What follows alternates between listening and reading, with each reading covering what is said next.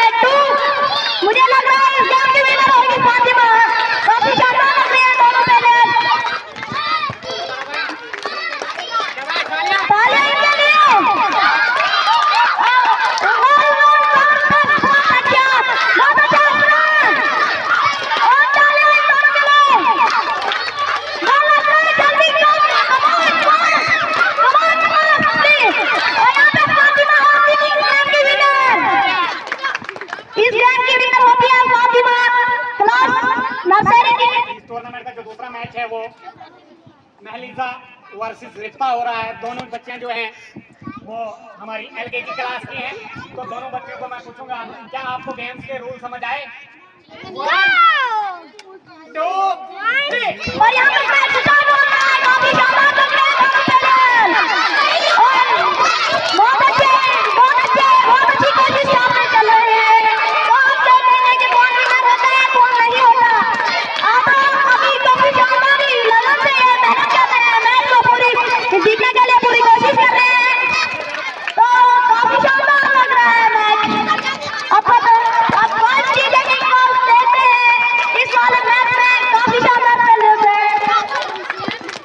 तो मुझे लग रही है ये महलिजा कोशिश कर रहे हैं दोनों प्लेयर। महलिजा